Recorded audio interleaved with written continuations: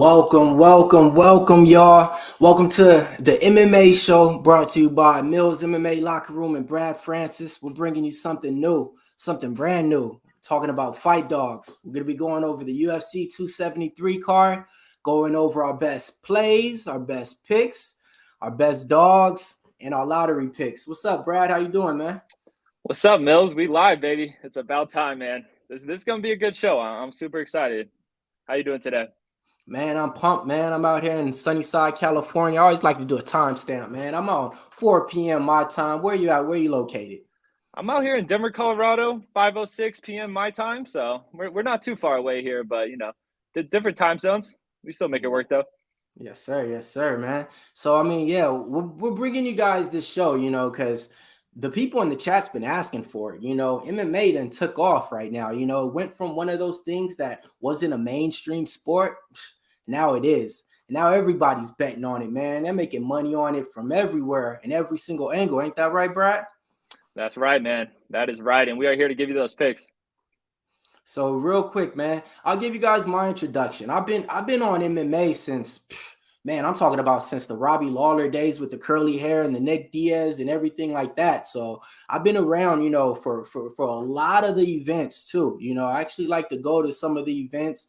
I've been to the Brock Lesnar fight, Cain Velasquez fight, John Jones versus DC fight. I mean, a few of them like that. I actually got a side thing that I do. I actually get to talk to the fighters and interview them. So, got a lot of interviews with some of the actual MMA fighters out there that you guys, might like and might be fans of too. Not just UFC. I love Bellator. I love PFL and LFA. What about you, Brad, man? Give me your introduction to MMA. Yeah, man. So I started watching MMA. I remember flicking through the TV. Spike Channel popped up, and it was Tough Season 10. I don't know if you remember that one, but it was Rampage versus Rashad. That's the season that Kimbo Slice was on.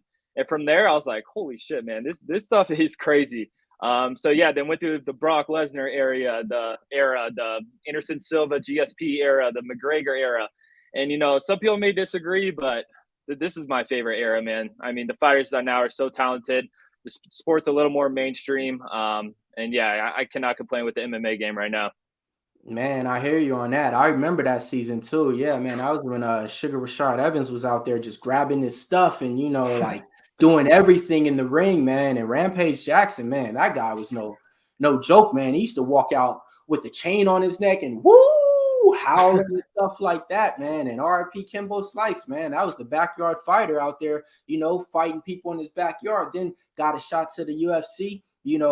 Got a couple of UFC fights, and now his son actually fights in Bellator. So, yeah, man, I definitely remember those days right there, man. So what was one of the first fights you remember betting on? Betting on? Okay, so I bet it was Conor McGregor Aldo. That was the time when I first started betting on sports.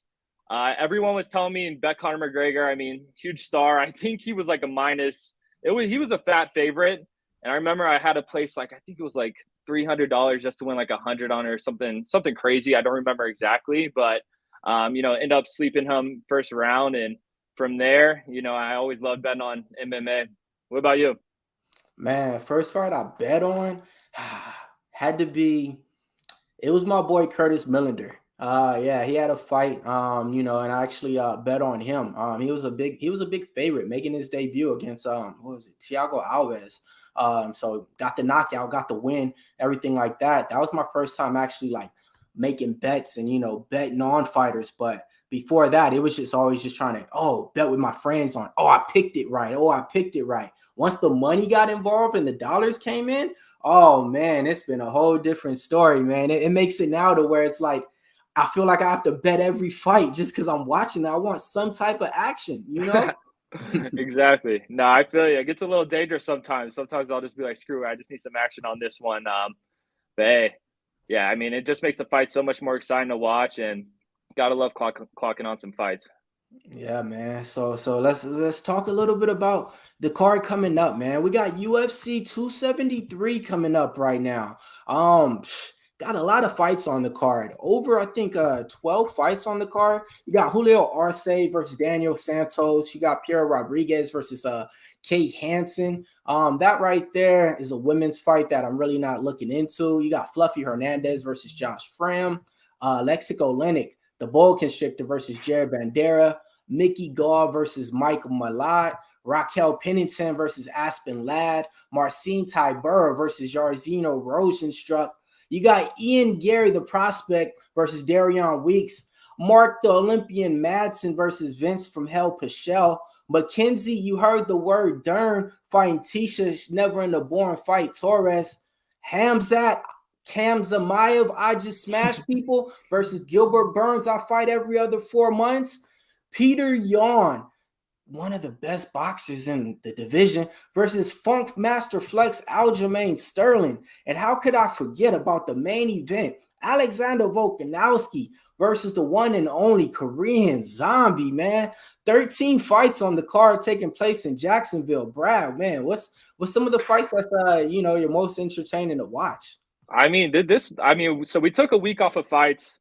I was craving some fights, and then they give us this pay-per-view. This is the first pay-per-view, I think, it's been in a month, and this card's fire, man. I'm digging this card. Ian Gary, like you said, prospect. This kid could be a superstar if he just keeps pulling out these fights. Fun kid to watch. Mackenzie, Dern, Tecia, Torres, fun female fight as well. I ain't gonna lie, Mills. I got a little crush on Mackenzie Dern. I'm not gonna lie, man. I'm with you. I'm with you. And we got 2 title fights. I mean, we can't go wrong here. I mean, the last 3 fights, those could all be main events. So. This thing is pretty stacked, a little top heavy, but all around just a great card. How you feeling about it? Man, great card. Like you said, man, the main card, like you said, each of these last 3 fights could headline their own cards, and be main events for them, so I'm glad, UFC gave us all those fights all in one night. And the other thing is this, we didn't get too many fights canceled on us, like it was only one, Drisky Duplessis versus Kevin Gastelum. I was really looking forward to that one. South African product right there, Duplessis is. But that fight was the only one that really got canceled and canned. So, I mean, besides that, man, 13 fights. It's going to be a great night of pay-per-view events, man. Let's get into so what we're going to do on this one. A lot of people do prediction shows and picks. We're not here for all of that, man. We're going to give you guys some of the fights that we like and we highlight on the prelim. Then we're going to go over the main card and attack it from a way to give you guys a best play, best dog, best lottery pick. So what's the first fight on the prelim that you wanted to actually go over? What do you think? You think we start with Aspen Ladd or? Yep, I'm liking that Aspen Ladd versus Pennington fight. I mean, this one's going to be a close fight. Aspen Ladd, this is actually the first time she's been an underdog in her career, which I was pretty surprised by. And I've never been too high on Raquel Pennington personally. At one time she was at the top of the division, lost that title fight, but she's coming off a hot little 3-fight winning streak. So she's been looking a little better. But like I said, I think this is going to be a close fight. Raquel Pennington is pretty much average everywhere, in my opinion, when it comes to UFC standards. And Ladd, her stand-up's just all right, but she does have a very good ground game, good grappling, and I think that's what's going to be the difference here. I think, Aspen Ladd is going to be able to take her down at some points of the fight and squeeze out a win, and you could get her at plus 160. So getting Aspen Ladd as a dog in this fight, I think there's great value with that. So loving Aspen Ladd at this spot. Yeah, man, talk about it, man. I mean, Raquel Pennington versus Aspen Ladd. Rocky opened up minus 145 on the bookmakers out there. Now it's all the way up to a minus 180, minus 190, depending on what book you got it at. Coming off a 3-fight win streak, right? But the 3 fights that she won really ain't that impressive, if you look at the people that she got her wins over. But on the flip side, if we look at her resume and look at the people that she lost to, nothing but championship pedigree, And I'm kind of piggybacking on something you said a little bit earlier. I was never really too high on Raquel Pennington, former Ultimate Fighter. That's where she came from. One of those gritty fighters on there. Actually ended up winning the competition. Got better in time. As she started developing in her MMA career, she just didn't do not one thing great. It wasn't just, oh, I have that killer punch, I have the output, or I'm just a great wrestler. Nothing like that. Just an average fighter, able to get wins because the women's division ain't that impressive. Over time, though, I forget who it was. I think she was fighting Amanda Nunes in the 4th round. And she told her corner, I don't want to go back out there. And her corner said, no, go back out there. And she said, no, I don't want to go out there. And repeated it 2 times. They should have called the fight right there. She went out there and got her ass whooped, folks. So, yeah, Raquel Pennington, man, she has the heart. She has the grind. I'm going to be looking at it a little bit different this time, man. She has her girlfriend fighting on the same card as her. So I don't know where her mind's going to be mentally, and I don't know if I really want to lay a minus 180 on Raquel Pennington. Aspen lad, oh my God. Last time we seen her in the ring, we didn't know what happened out there, man. She took a long layoff. I'm talking about a year and a half, had a leg injury. When she came back, she faced Norma Dumont. Norma Dumont just ran a clinic on her. I mean, a clinic. You could have got Norma Dumont at plus money on there. Aspen Ladd didn't win not one round in her last fight. Same type of thing with the coaching. Something happened late in the round, so where her coach was telling her, hey, you just got to go for it. What you're doing right now isn't going to work. So, when you're backing a fighter like that, mentally, I don't know where none of these ladies' minds are at, man. So one prop that I heard out there, Aspen Ladd by TKO at a plus 800. She has one of the most submission ground and pounds. And if she gets on top of you, heavy girl, really not going to let you get up. But if you guys are feeling lucky, might want to sprinkle on that, or else you might just want to play fight goes the distance. As far as betting one of these sides, I don't really trust them with my dollar signs. Yeah, plus 800. That's pretty wild, honestly. That's not a bad payout. And yeah, I don't know. This is a tough fight to pick. It is crazy that Aspen Ladd is a plus 160. That kind of worries me. I feel like Vegas may know something, but I can't bet Raquel Pennington. I just can't do it. Yeah, man, I feel you, man. So yeah, we got that one out the way. Next one coming up, man. I'm talking about some big boys, heavy weights in there, man. I'm talking about Jairzinho Rozenstruick versus Marcin Tybura. Don't worry about the wording and everything like that. We're just getting it off. Some people call him Marvin. They might call him Marcin. It don't matter. Hey, but look, this is what you need to pay attention to. 22 wins and 7 losses for Tybura coming in. Rozenstruick, 12 wins, 3 losses. So when you look at it, the experience is going to be in Tybura's side, because he's been around in the octagon fighting pretty much everybody who there is in the UFC. Rozenstruick, he's a nice kickboxer, has that one power knockout punch. If he hits you and connects, lights out, night. Only thing is, man, he's timid when he throws. He's a counter striker. He doesn't go out there and just overwhelm you with a lot of volume and stuff. He's one of those guys that can be a little bit stationary too, just kind of standing around out there. But you got the odds opened up. Rozenstruick opened up on the books, minus 135. You could have grabbed him at. Now he's all the way up to a minus 150, minus 160 on some book shop around if you want that line. The comeback on Marcin Tybura right now is at a plus 130. When you look at the schedule of strength of the opponents on both of them, Rozenstruick actually fought the people with a better record recently, so that's going to be in his favor. But I'll be honest with you, the way that he got laid out against Francis Ngannou, I'm not going to hold that too much against him because that's the heavyweight champ, Francis Ngannou. But I just really don't like what I see from Rozenstruick as far as his output and his progression within the last year and a half. What do you think about it, Brad? Yeah, so this is another interesting fight to pick. I mean, both these guys, they looked rough in their last fight. Rozenstruick, he couldn't stay on his feet against Blades, which is a tough task, and Tybura just looked flat against Volkov. And I mean, if this is a kickboxing match, I'm going to have to go with Rozenstruick. If Tybura is able to take him down, then it's going to be a long night for Rozenstruick. And I really think that's what this fight comes down to. And like you said, man, Tybura has 15 fights in the UFC. This guy's an absolute veteran. Rozenstruick only has 9, but I mean, this guy, they just threw him to the wolves right away. So he's used to being on a big stage. He has fought really good guys. And when it comes to Rozenstruick, I think you said it, man. You never know what you're going to get with him. He can look flat. It's just like that Overing fight. And then the last minute, he just hits him with a power shot. So, look, man, this may be a stay away for me, but I'm going to take Rozenstruick. He's a minus 160 favorite. which is a little bit too much juice for me to throw on him just as a money line. But you could get him at +20 with a KO. So I'm going to see what happens. I think it may be smart to sprinkle a little cash on Rozenstruick. I am not high on Tybura. I think his time in the UFC is starting to fiddle away. I mean, he's a good fighter. He's currently on a winning streak, but I don't know if he competes with some of these top guys. So, yeah, give me Rozenstruick by KO. Yeah, man, I like that right there. Rozenstruick by KO. I mean, this is the one thing I always like to tell people sometimes that one of my people told me. If you're going to bet the fighter, that's cool. Bet him. But you also should bet the way that you think he's going to win, because 9 times out of 10, you could get some crazy plus money. And if you're capping the fight right and you're seeing the ways to victory, and you're seeing and you know it already, like, okay, they're going to win by TKO, why not sprinkle a little bit of money on that TKO, right? Might as well.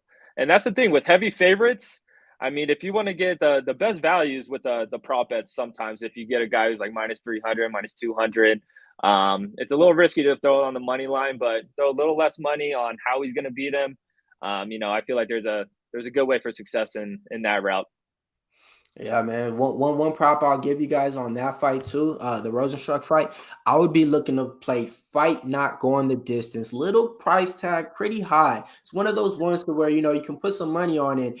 It should go your way. It's a -200, but when you look at it, if Marcin Tybura gets Rozenstruick down. All right, now let me give you guys some passive victory real quick for Marcin Tybura. Marcin Tybura, not the best striker out there, okay? But he's a wrestler. He's a grappler. And once he gets you down, he's going to keep you down. So one thing that I like against this is that Tybura, he's been taking down people way bigger than Rozenstruick. Rozenstruick is listed at 6'1". Man, the dude's only like 5'10". Dude's a little midget. So Tybura's going to have him on the size. He's going to be a little bit more bulkier than him and heavier too. A little husky guy Tybura is. So on it, man. Rozenstruick, he has good takedown defense. But when you're facing somebody that's just going for wrestling, grappling, and takedown one after another, you gotta question yourself and see, man, is Rozenstruick going to be able to hold up for the full rounds to, go all the way for the judge's decision? So one thing I like is fight not to go the distance for one, because Tybura, if he wins, he's probably going to finish him. Rozenstruick's never been to any scorecards. All his wins, 6 of them by TKO. Okay, never been to a scorecard. So if Rozenstruick wins, 9 times out of 10, it's going to be by that. So that's one prop I'll give you guys on that one right there, man. Yeah, it's a solid angle there. Can't deny that. Man, so we got the little prelims up right there, man. Now we're going to be kicking off the main card coming off, man. This is going to be kicking off 10 p.m. Eastern time, pay-per-view coming out. First fight of the night just got bumped up to it, just got mentioned today. And it's against two physical, imposing wrestlers. I'm talking about Vinc from Hell Pichel, 14-2, taking on Madsen, 11-0. The line opened up. Check this out, man. It crisscrossed. Vinc Pichel opened up at a +130. Madsen opened up at a -150. Now, line doesn't change. Vinc Pichel -145. Come back on Madsen, +115 to a +125.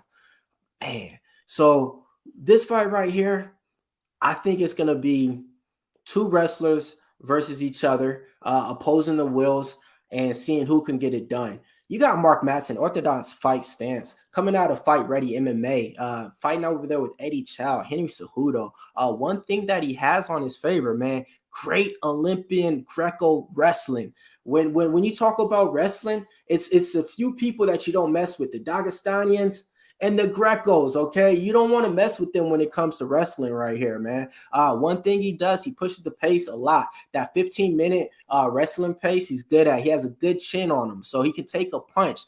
Vinc Pichel, 1 TKO in 9 fights. Not really worried about him getting TKO too much. The game plan for Madsen got to be just to stay on his game plan and have the right fight IQ. If you think that he's just a grappler, he's not. He outstruck Clay Guida last time, improving on his strike. And as you can see, if you can outstrike Clay Guida in a fight, you're doing something right. Vinc Pichel, 23% takedown defense, not that good. But Mark Madsen, what he's gonna have to do, get him with the body locks. You know what I mean? Overpower him physically. Vinc Pichel struggles with fighters like that. So those are some of the ways that I think Mark Madsen's gonna be able to win in this fight right here.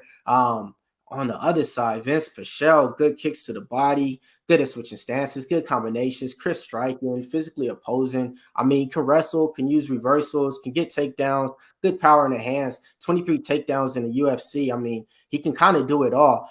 Coming out of Factory Muay Thai, that's a real good camp that you want to be fighting out of. So it's going to be a good one, man. It's going to be a good one, Brad. How you see it? Yeah, like you said, man, I think this is going to be a close fight. I mean, they don't call him the Olympian for nothing. And silver medalist, freestyle wrestler, Mark Madsen. He's a beast. But the tough thing in this fight is Pichel. I would consider him more of an all-around fighter. He's been doing this for a longer time, training multiple disciplines for a longer time. So that's what makes this fight interesting. But I'm going to have to agree with you. I think Mark Madsen is able to tie him up, make it, what some people would call a boring fight, and just body lock him, keep him against the cage, possibly take him down here and there. And, I think he pulls out a decision win. It is a little weird that the odds switched like that. I would, if I was handicapping this fight, I would say Mark Madsen is maybe a minus 120 favorite just due to his wrestling credentials. Like you said, Clay Guida, he stood up for most of that fight, which is absolutely insane. I don't know why he didn't go for more takedowns in that fight, but, it is what it is. He got the win, and that was a good win for him. And so he knows how to fight on the big stage against good guys. And I like him getting plus money here. You're getting a silver medalist wrestler in this fight with plus odds. So give me that all day. Yeah, man. And for the people out there, if you guys are thinking about backing Mark Madsen, man, one thing you want to know about Pichel, been taken down 6 times by Gregor Gillespie. Other opponents have taken him down in all of his fights too. So that's one thing that, pretty much Vinc Pichel doesn't have is the good takedown defense. And Marco Madsen, like I said, he's putting it together, not really known as a striker, but outstruck Clay Guida in his last fight. You guys want to stay tuned, because I have a best bet prop on this fight that you guys might want to stay tuned for later. So stay tuned for that one, man. Yeah, should be a good fight there. I'm pumped for that one. Next fight on the card, man. We're going to be rolling out, Women's Delight, man. I mean, my man said he got a crush on her, so let's go ahead and talk about it, man. Mackenzie Dern coming in 11-2 versus Tecia Torres, 13-5. Let me talk about the line. Mackenzie Dern opened up plus 115, plus 120. You could have got her at if you were sharp. Didn't stay there. Line done flipped. Went to a pick'em. Nope. Now Mackenzie Dern minus 120 on all your books out there. Minus 115 if you guys want to better. Man, so this fight, when it got announced to me, I think this is a fight that both these fighters need to push them in to push their career. Mackenzie Dern coming off a loss versus Marina Rodriguez, one fight away from fighting for a title pretty much if she would have been able to pull that off. Before that, she was on an impressive 3-fight win streak. Tecia Torres, man, it's kind of the same thing with Raquel Pennington, her actual girlfriend, that's fighting on the same card. It's hard to get a good read on her, man. I'm not really too impressed with her. She has a win over Angela Hill in her last fight. But before that, her wins wasn't that impressive, and her losses, they were stacking up. She got up to 4 losses, and the UFC was one fight away from cutting her. Before they did that, though, she got some wins over a few fighters that really shouldn't be in the UFC, like I want to say Bennett and stuff like that, and another girl who got called up on short notice. So actually 2 of her wins are, not really too credible for me, in my opinion. This fight right now, I don't really know which way to go, so I'm going to let Brad take it over, man. Go ahead. Who you? Yeah, I mean, Tecia Torres, I would consider her a pioneer in women's mixed martial arts. She had that 4-fight losing streak, but it was against basically the top women in every division currently. So, I mean, I don't put too much weight on those 4 fights that she lost in a row, and she's on a 3-fight winning streak. But like you said, the opponent's not too great. Dern, on the other hand, I mean, Marina Rodriguez, that girl's an absolute animal. I could see her, maybe possibly being a champ one day. So I'm not putting too much weight on that loss either. When it comes to Tecia Torres, I think it's do or die for her career. I mean, this is like, I would say, her last run to, possibly keep winning and getting a title shot. But man, I'm not gonna lie, I don't think it's gonna happen. Look, Mackenzie Dern, one of the best female grapplers in the UFC, possibly in the world. Tecia Torres, she does have the striking advantage. She throws a lot of volume with flurries and things like that. But if Mackenzie Dern is able to get Tecia Torres down, it's not going to end well. I mean, any girl in this division, if she's able to get her down, it's not going to end well. So I'm liking Mackenzie Dern by submission. You can get that at plus 215.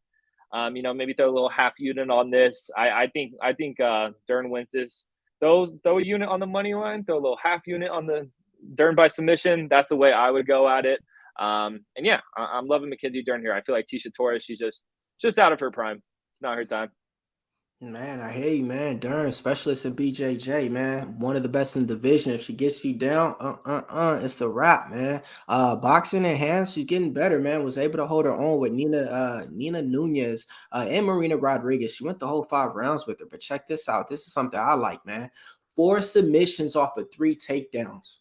That means that she's getting more submissions per take. You get the math with that, man. That's all she needs is 3 takedowns, and she already has 4 submissions on that.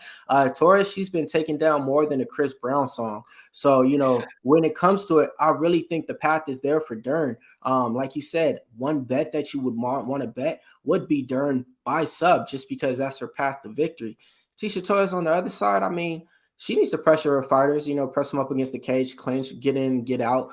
Being a smaller fighter in the division, she can't just stay out and, use that jab or anything like that. One thing she has, great head movement, clean striking, good techniques, good cardio, keeps hands up high, so her striking defense is always there. One thing that she's really good at that I'm a little bit worried about is if she attacks the body of Mackenzie Dern, she can fold like a lawn chair at a yard sale. So, man, I'm kind of liking your angle on Mackenzie Dern. Matter of fact, I'm with you 100%, man. Mackenzie Dern, born and raised in Brazil, moved out to Long Beach, over here putting it on for the city. So let's go, man. Give me some Mackenzie Dern. Matter of fact, I'll put it out there. I got her when she came out early, plus 115. I was that guy. There you go. Sharp Mills over here. Let's get it.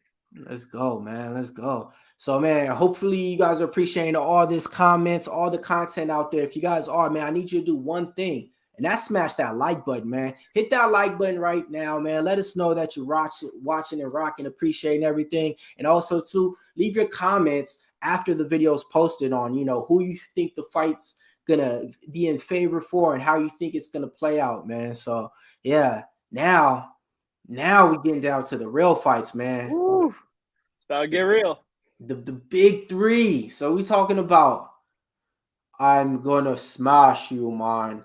Khamzat Chimaev coming in versus Gilbert Dorino Burns. 10-0 for the Prodigy Project prospect out of Sweden. Gilbert Burns 20-4. Not that bad a record, right? Of course, man. He was the guy when COVID happened. He was fighting like goddamn near every week, man. So, you got to respect him for that. Let's talk about the odds, though. Khamzat Chimaev laying around minus 450 when he opened up on majority of the books out there. Now he's all the way up to a minus 550, minus 600. Come back on Gilbert Burns.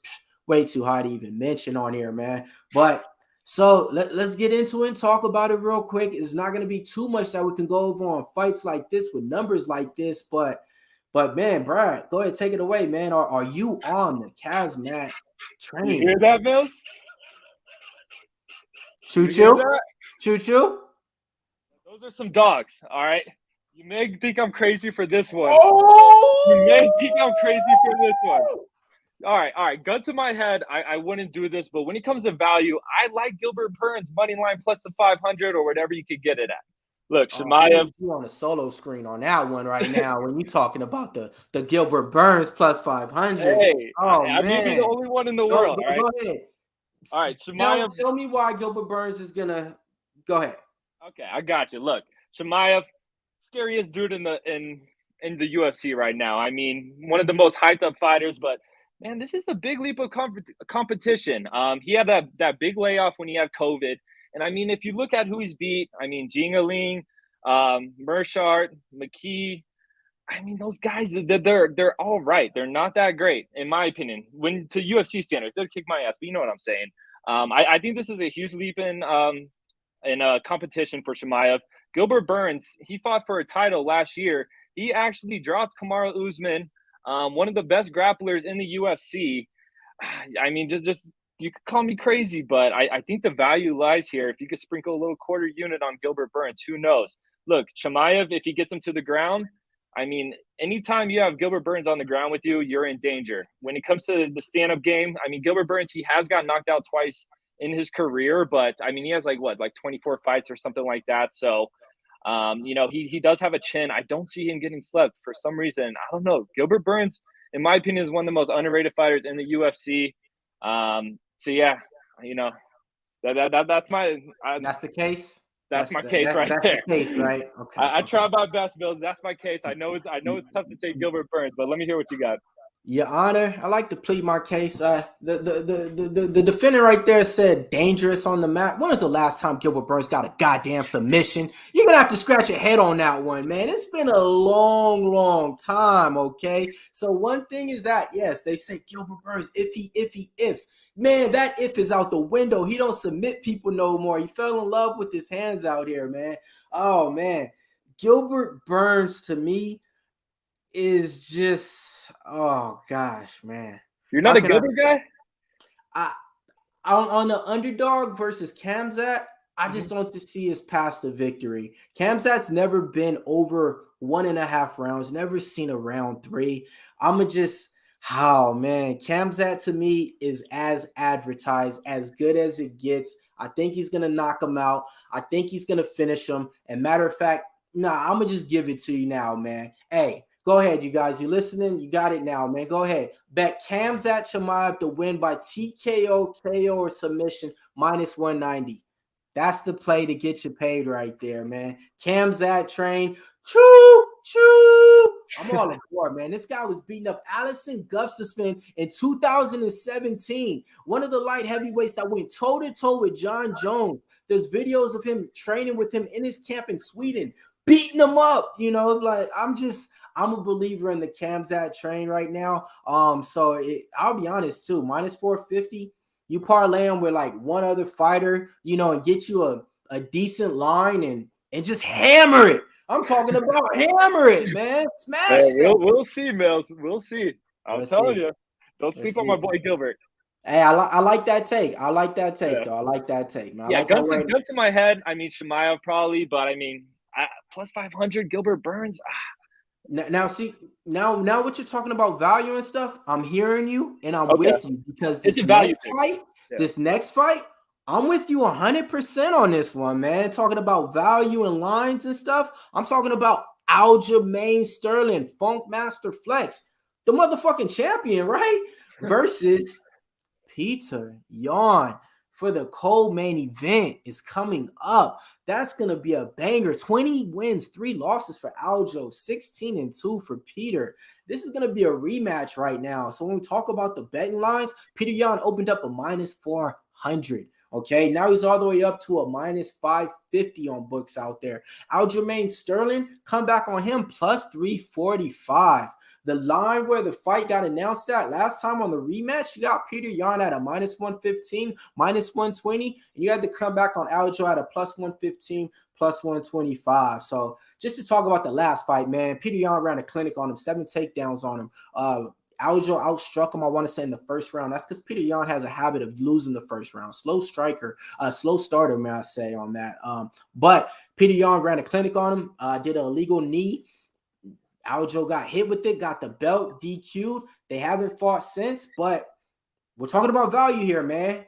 And I'm on Aljo, man. Aljamain Sterling, look at the pedigree. Look at the resume. Look at the people that he's fought with, man. Like, he has a long jab out there. Has a few submissions in the UFC. I want to say 4 out of his fights in the UFC. On top of it, he could push the pace out there. He could throw up 120 strikes in a fight. Last time, his game plan wasn't there. His mind wasn't right. Hearing him in his recent interviews, he said, man, I went at that last fight all wrong. I know what I need to do. I need to treat it like a jiu-jitsu match and break it in to 5 different parts. 1 round, 1 round, 1 round. Quit trying to put it all together. I just need to beat him for 5 minutes each round.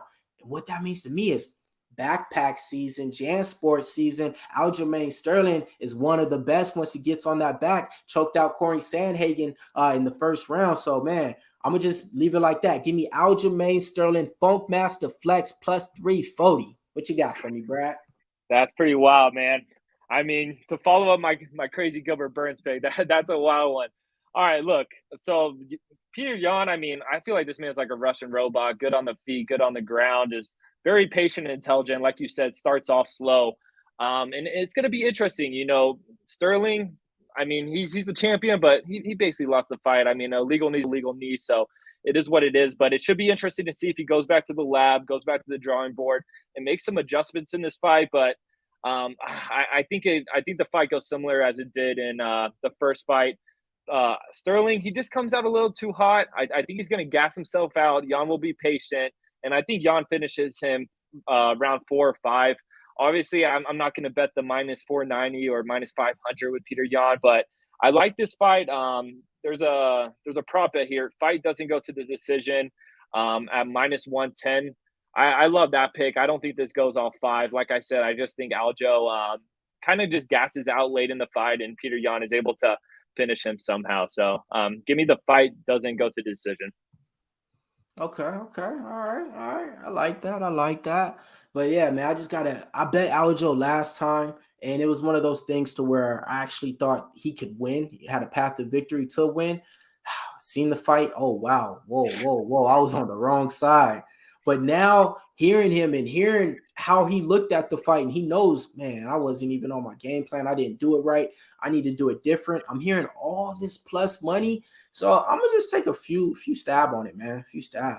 Yeah, it's a good value play. I feel that, you know, he's fought this guy once. He knows what Petr Yan is going to bring. So he could change up his style, completely change up his game. And when you get him at this much plus money, it's not a bad play. So I see where you're coming from there.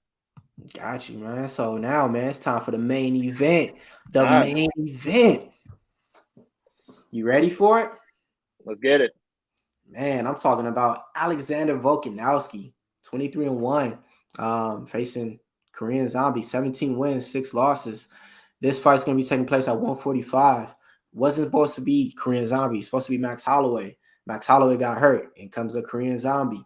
Just to give you guys a little bit of brief history on Korean Zombie. This is one guy that, you know, you gotta support. You gotta like.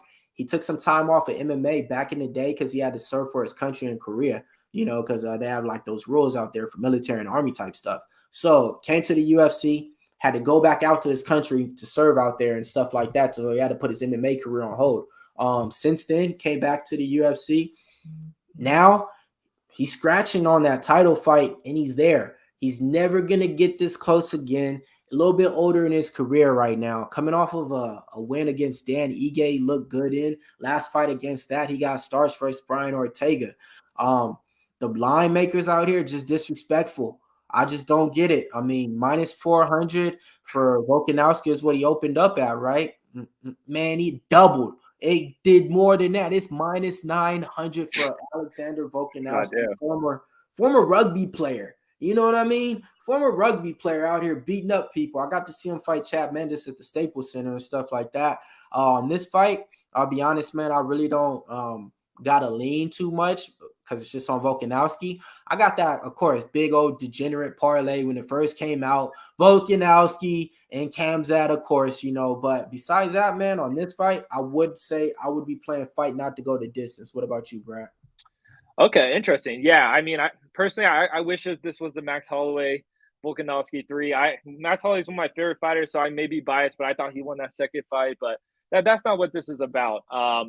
When it comes to the Korean Zombie, I mean, the dude has a chin. He's never in a boring fight. He's pretty wild. And then Volkanovski is just an absolute tank. I mean, the dude's just solid everywhere. So, I mean, I do got a play that I love a lot in this. It's kind of different than yours, I'm not going to lie. But I like Volkanovski via decision plus 135.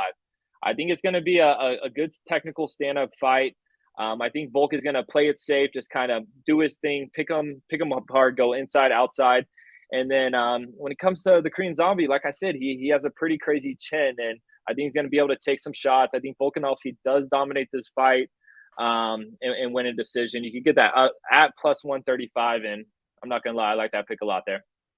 Man, all right. Yeah, I like that, man. I like that. Just because, we all got, see, that's what I like to tell people, like when you're watching a show or something, you might not take the person's bet or their pick. You might hear the other person's opinion and be like, hey, I like that shit a little bit more.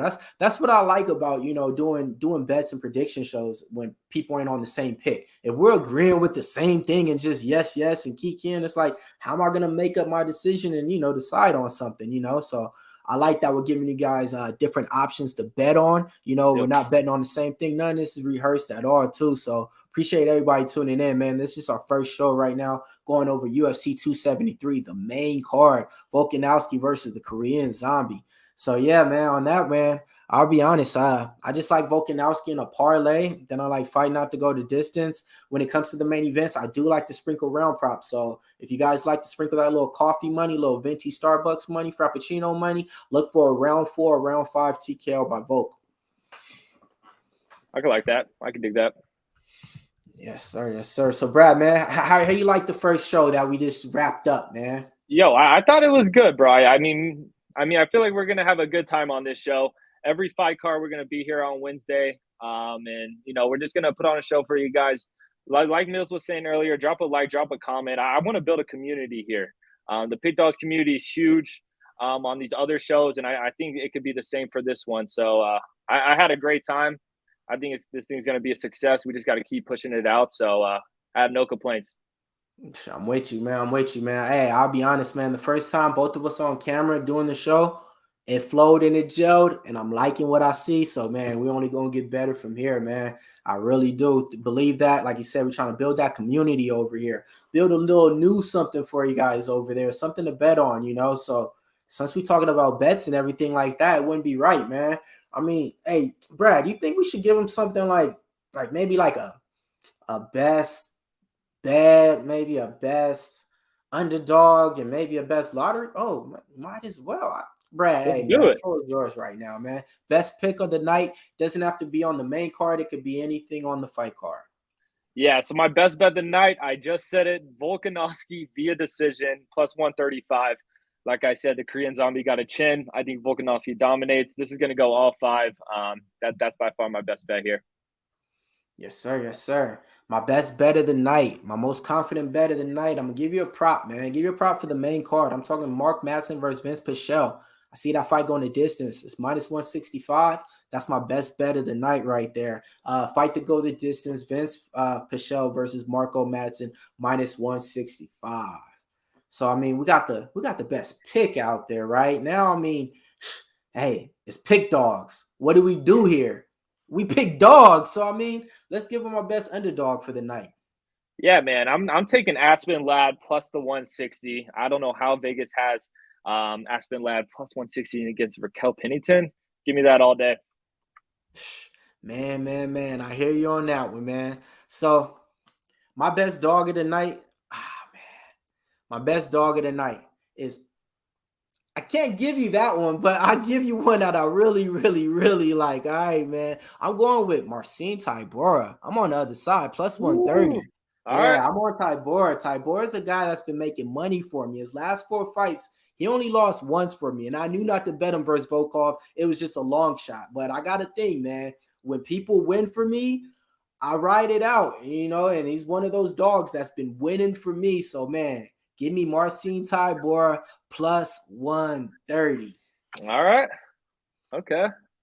What about, let's see. What else do we got out here to give them? You want to give them something like you got a parlay to get these people or anything like that? Oh, Mills, I got a parlay here. All right. So I like Ian Gary money line. Like I said, this kid's up and coming. I think he's gonna destroy this guy he's fighting. I'm gonna fade Mills here. We're going add Rozenstruick money line on there. He's gonna keep that fight standing up. I see him knocking out Tybura. And then give me Petr Yan money line and Volkanovski via the decision. You could get that at that parlay is plus 493. So some good value there. I think that could, you throw a little money on all 4 of those fights, you're gonna have a good night. Go over them one more time on the names, please. Yeah, Ian Gary money line, Rozenstruick money line, Jan money line, and then Volkanovski via decision. Via decision. And man, that's some great fucking lottery pick plus money. What was it? Plus 400? Yeah, plus 493. Got it, man. Got it, man. So I got my lottery pick parlay out here. You know, it ain't the plus money like that, but hey, man, we coming for it though. I got the prospect. I got Ian Gary. I like him as well, money line. But see, I got him a little bit earlier when he came out, minus 275. Also, I got Khamzat Chimaev, minus 550. No, sir. Got him at a minus 425 when he opened up. Those lines ain't out no more. So what you got to do, now you got to add some more fighters on there to try to give you some plus money. So Khamzat, Volkanowski, Ian Gary, and go ahead throw the boy Mark Madsen in there. You put all those 3 together, that's a plus 320 right there. So that's my lottery pick parlay right there for Pick Dawgz. There we go. Is that going to do it? Yeah, that's going to do it for my lottery pick, man. So I just want to give everybody a little bit of time right now. If you guys got any questions or anything like that in the chat right now, I'll give you like a few moments just to post them in there. Have Brad answer them or me do them to my best ability. If not, man, like I said, I just want to appreciate everybody for tuning in right now. We are going to be doing this every single UFC event that's coming out Wednesdays at 7 p.m. Eastern time. Yes, sir. It was a pleasure, Mills. I mean, this thing's going to be big. We just got to keep rocking it, you know? Yeah, but yes, sir. Yes, sir. All right. So, like you said, man, you guys leave some comments out there, man. You guys are gonna be watching this. Leave who you guys like, your best fight, your best dog, if you agree. If not, I want to give a special shout out to Joe Madden rocking behind the 1s and 2s, producing the show for us too. And I want to give a special shout out to all the Pick Dogs out there. You know how it go. We about to get this money and keep it on going. Yes, sir. Have a good one, guys. All right.